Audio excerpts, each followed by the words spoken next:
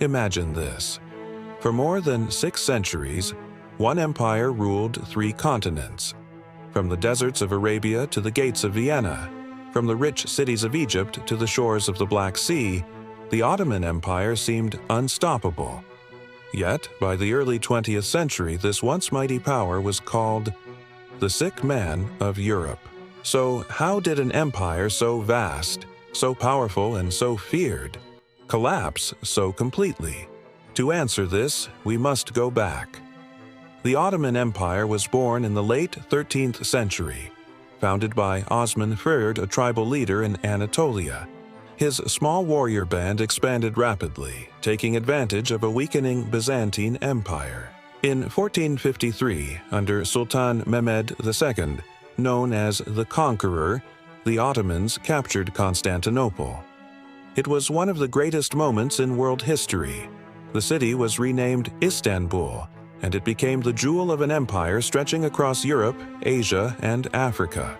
For centuries, the Ottomans seemed invincible. Their armies crushed enemies with discipline and gunpowder. Their navy ruled the Mediterranean. Their system of government, with its janissary elite soldiers and powerful sultans, kept order. But inside this glittering empire, cracks had already begun to form. The problem began with power itself. The empire was ruled by sultans, and while some were brilliant, others were weak, isolated, or simply uninterested.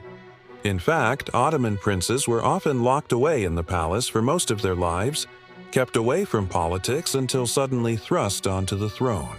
This created rulers who were inexperienced, and sometimes cruel or paranoid. A system that had once worked now became dangerous. Another weakness was the Janissaries, once the most feared soldiers in the world. They were Christian boys taken from conquered lands, converted to Islam, and trained as elite warriors. But by the 17th century, the Janissaries had become corrupt. Instead of fighting, many focused on politics, wealth, and privilege. They resisted reforms, and they revolted whenever a sultan tried to modernize the army. Meanwhile, the empire faced enemies on every side. In Europe, new powers were rising. Spain, Portugal, France, and Britain built overseas empires and grew rich on trade with the Americas and Asia. The Ottomans, once at the center of global trade, began to fall behind. The discovery of sea routes around Africa meant that Europe no longer needed to trade through the Middle East. The empire's wealth declined. Then came military defeats. At the Battle of Lepanto in 1571, the Ottoman navy was destroyed by a coalition of Christian states. At Vienna in 1683, their armies were crushed after a long siege. These defeats shattered the myth of Ottoman invincibility. European powers began to push the Ottomans back, piece by piece, from the Balkans and Eastern Europe. But perhaps the greatest problem was inside the empire itself. The Ottomans ruled over many different peoples: Turks, Arabs, Greeks, Armenians, Kurds, Slavs, and more. For centuries, this diversity had been managed through the millet system, which allowed different communities to live under their own religious leaders. But as nationalism spread across Europe in the 19th century, subjects of the empire began to demand independence. Greece won its freedom in the 1820s. Serbia, Bulgaria, and Romania soon followed. The empire was shrinking, and its leaders couldn't stop it. By the 19th century, the Ottoman Empire was deeply in debt. European bankers controlled much of its economy. Corruption was widespread. Attempts at reform, like the Tanzimat reforms in the mid-1800s, modernized the army and government slightly, but not enough to save the empire. Each attempt at modernization was met with resistance from conservative forces inside. The empire became known as the sick man of Europe. European powers often fought over who would take Ottoman lands once it collapsed.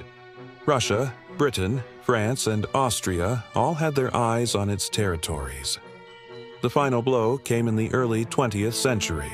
The Young Turks, a reformist movement, seized power in 1908, hoping to modernize the empire.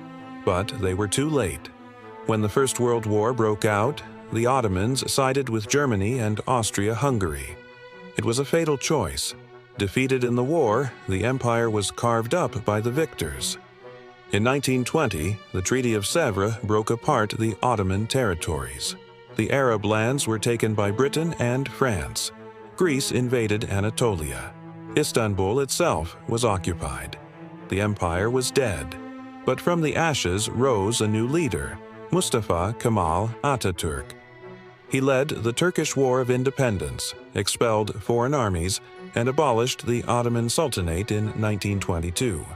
In its place, he founded the modern Republic of Turkey. The empire that had once ruled 3 continents was no more. So why did the Ottoman Empire collapse? It collapsed because it failed to adapt. It clung to old systems while the world modernized. It was divided by nationalism, weakened by corruption, and crushed by outside enemies. And in the end, no empire, no matter how mighty, can survive forever without change.